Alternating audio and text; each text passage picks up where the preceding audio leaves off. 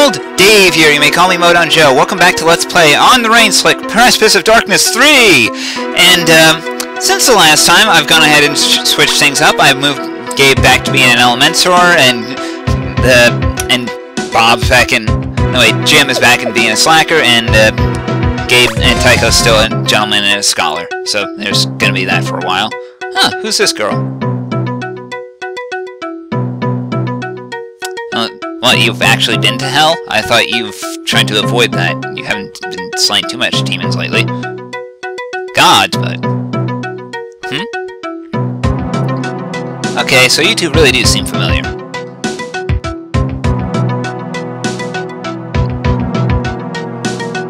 Whoa! The X! This is an interesting twist. Of course, the funny thing is that whenever they show in the regular Penny Arcade comics, they always show Tycho's wife as being a redhead. So I wonder if this is something that, if this is something that's regular for him. I have no idea.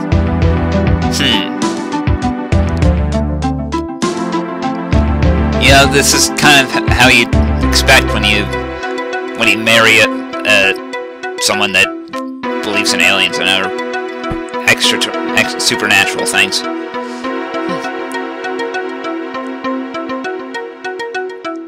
Huh. That sounds like a person that you probably... Well, yeah, I guess you'd definitely want to take a picture for, but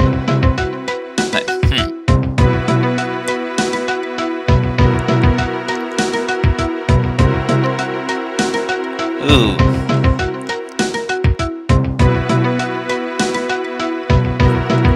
Ultimately? What, you think these two are connected?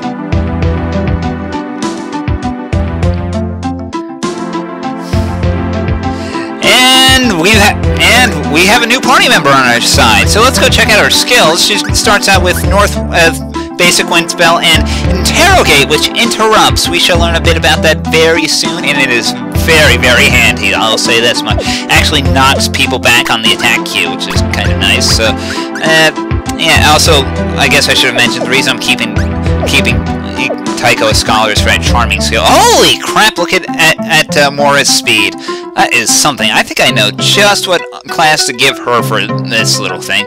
And oh yeah, and Tycho's little charming skill in the Gentleman tree, that makes it so that way, since his magic is greater than his physical attack, then all his physical attacks will deal damage based on his magic stat. So let's look at the Cordwainer skill set, since I never really bothered to look at that. Soul Edge is probably the main reason I'm giving it to her, just because of that whole damage based on speed thing. And she has a lot of speed, so she's going to be doing a lot of damage with that, and not to mention getting a lot of turns, and she's going to be quite the damage dealer, and has some good utility spells as well. And as we see, Interrupt is added to the attack spell for this special battle against some hominoids and some anuboids. The anuboids are weak to fire, so like the hominoids, a lot of stuff is weak to fire in this game. Hopefully that's not going to be a problem later on. But yeah, I'm definitely going to get to showing you just how interrupts work. We'll go ahead and interrupt this guy who's ahead of me on the queue. Mora is fast enough that she'll be able to outspeed that anuboid that I just poked, so we'll watch him get her turn, and watch him on the queue, and he gets sent far back. Or at least that's what it should have happened. I think I targeted the wrong anuboid. Oh well. Mistakes like that happen. And the best part is, Interrogate costs no MP. Of course it does no damage, but she'll get interrupts later on that will do damage on top of that. See how much that knocked him back on the queue there? And she gets a lot of skills that have to do with interrupts, so basically she's supposed to be our way to learning about interrupts, getting things done. We'll see, we'll get other interrupt skills later on. Yeah, that's probably the biggest reason you want to take out the anuboids first, because they have a wind spell that hits everyone, so... But yeah, overall... Mora, nice addition to our party. We're going to be keeping her around for a good long time. And, of course, a bunch of new skills for everyone. Bootstrap is going to be really handy, though. That's a speed buff for anyone using the Cordwainer tree. And also we picked up a bullseye there. They don't tell you what it does, but easy assumption, it basically puts an auto taunt on whoever equips it, so Maybe I'll put it on Gabe for a boss fight since he's the hardiest character in the group. Interrupt attacks more effective. And we got a Thinker to deal with alongside 2 more hominids. The Thinker, pretty durable. Lots of HP. Doesn't deal that much damage. Relatively slow. But takes a lot of hits. Also, I believe he is weak to fire and ice. Not sure. It'll probably see it come up in this battle eventually, because this, just by the mere fact that this guy has 1,000 HP, that this battle will take a long time, and you will probably see me go ahead and pull out whatever weaknesses he happens to have. So, yeah, we can go ahead with sure, Fire Slash, and we'll see if that happens to do enough. He is resistant to physical attacks, quite clearly. So if Fire Slash does normal damage, then he's weak to fire. All right. There we go. Weak to fire, like I said. And yeah, this is a long battle. He doesn't have any very, very strong tricks. He's just okay. So maybe he isn't weak to fire, but he's resistant to a lot of things. But yeah, it's so long ago I recorded this one. But yeah, like I said, he doesn't have any special tricks. He just mostly physical attacks, and he has a lot of HP. So just go all at it. Eventually, you'll wear him down. And of course, just hit him with your strongest attacks as needed. So he will take a while, and eventually, if Gabe can build up to his little attack that happens to break through defense, go for it. But otherwise, you're going to be working with a lot here. I think now that I think he might be weak to Earth. I think we'll see it in this. I know I definitely get at something on him in this battle that he's super. There we go. What was that then? Guess it was wind? It certainly wasn't ice. I don't think I'd know. Oh, if it was ice, but yeah. Sometimes I don't even pay attention to myself as I talk. I don't know how he's weak and resists the magic spells, but he takes damage from the physical attacks, even though he's resistant to those. Whatever, it's just kind of a weird thing. And, well, let's go ahead and see what else happens to be on our repertoire. We could go the other way around, but we also got a lot of new enemies here. Mummies, you gotta watch out for them. They can poison the entire party. The armored guys, everyone here is weak. The Laminates are weak to fire, just like the mummies, and the pot wielders, nothing too fancy there. So, as far as I'm aware, they might be. I think they are also weak to fire. Everything is weak to fire in this game. It's like, why do you even bother in that case? You might as well. Hopefully later on, I seriously hope later on everything will be a little more resistant. But yeah, take out the mummies first things that you can with whatever fire spells you happen to have available, and just wail it. Outside of the mummies having their caustic vomit, there really isn't anything too fancy to worry about with this particular group of enemies. Just waylay as fast as you can, and especially with the mummies, because screw that poison attack. That even if you heal it, they'll just probably use a caustic vomit again next turn. So it's problematic to say the least. Thank God we got that mummy. But yeah, thankfully status ailments, like everything else in this game, heal after every battle. So, you know, even though this game has more status ailments than Cthulhu Saves the World, they're at least nice enough to clear it after every battle. It's just when you get it in the middle of a very thick battle that you probably should be a little bit worried. But we don't have to deal with that too much in this battle. Yeah, the strange dance. The pot wielders do have that strange dance, which will drain you of all your MP. Definitely shown a relation to Earthbound there. I mean, mad ducks. If that came from a duck, I think I would definitely be suspicious. Yeah, well, nothing that fancy out of that. Ooh, and Mora happens to earns a repair skill there. Go ahead and head down. This is gonna be a fun fight against Velociraptors. Jesus Christ! Run! No, we can't run. There's no run command in this game, sadly.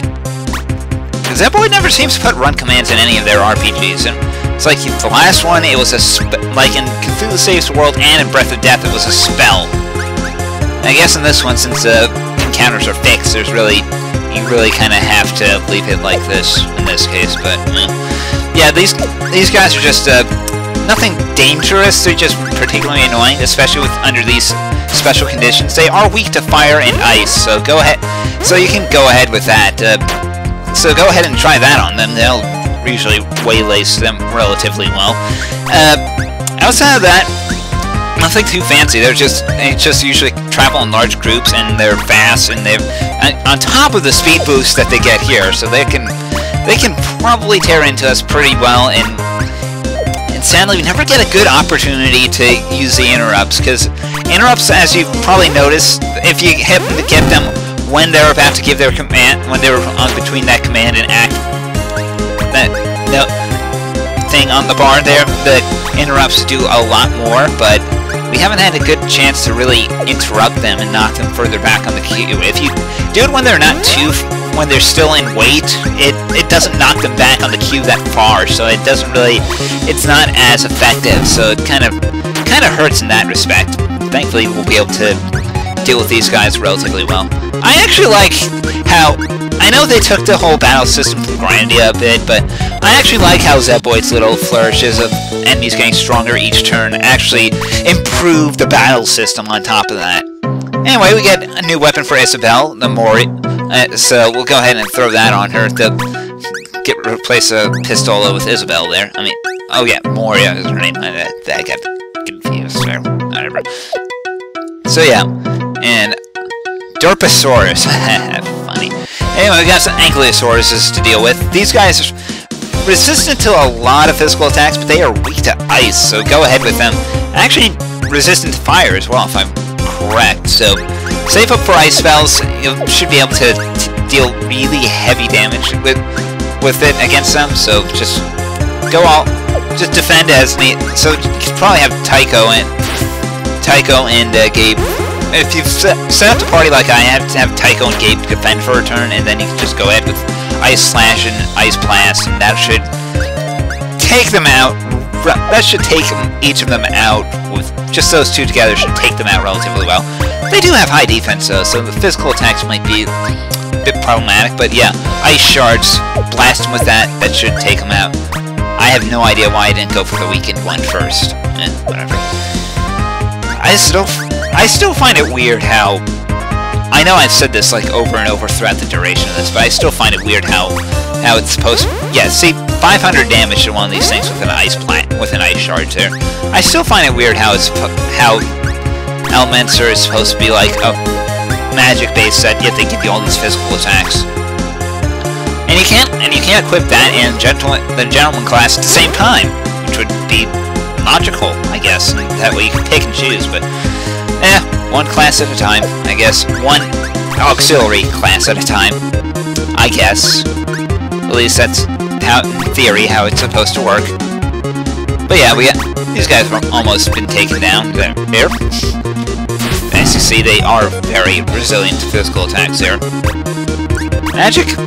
Yeah, we could probably take them out relatively quickly there, so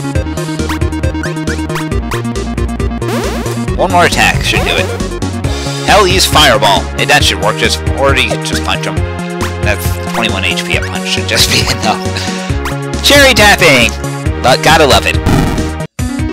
Ooh, and oh yeah, that was the skill I was thinking of. Breakthrough. Yeah, Breakthrough is pretty damn good. It actually ignores physical defense, so it is something to behold. That's just more pterodactyls. We fought them already. But now we got Aegises to deal with. Well, an Aegis. Later on we'll be dealing with 3 of these guys. They are similar to the Thinkers, but with less HP, but more attack power and more tricks up their sleeve, so watch out for them. They're very annoying. Same weaknesses as the Thinkers though, so whatever you use on them, just go out with that on the Aegis. Yeah, obviously physical attacks not bright, and hell, First Blood didn't do that much damage to him, so that's something you gotta look out for. Of course, I know I've gotten, in that battle that I did skip though, Jim had to learn Call Skeleton, which is definitely very useful. Use that every opportunity you get. As I say, I use it all. It kind of summons like a 5th party member that just auto-attacks and deals significant damage every turn.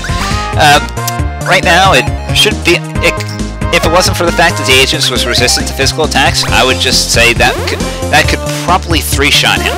If it was smart enough, because, you know, it auto-attacks, auto-aims on its own. You don't get to control it at all, which is problematic, but it's still very, very strong.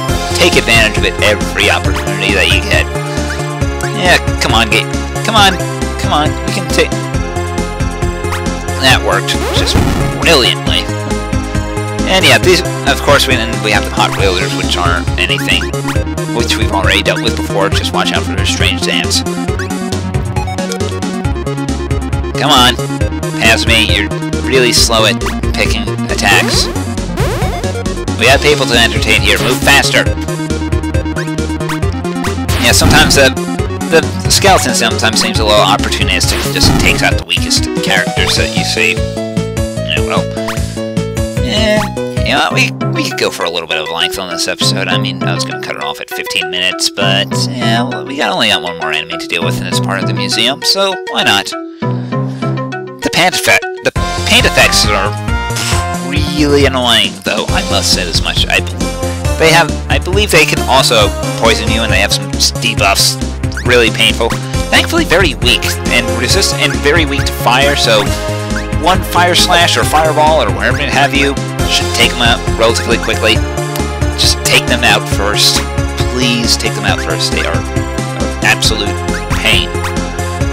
So yeah, they go down. They are made of paper, which is to be expected. Yeah, still alive. I still don't know what exactly that does, but it does. Looks like it does do a significant amount of damage. I think it do some other kind of debuff as well, but yeah. So all these guys weak to fire, nothing fancy. Just go on, just burn them to the ground. So probably should have gone. Probably should have flame slashed the other guy. Oh well. And this should do it.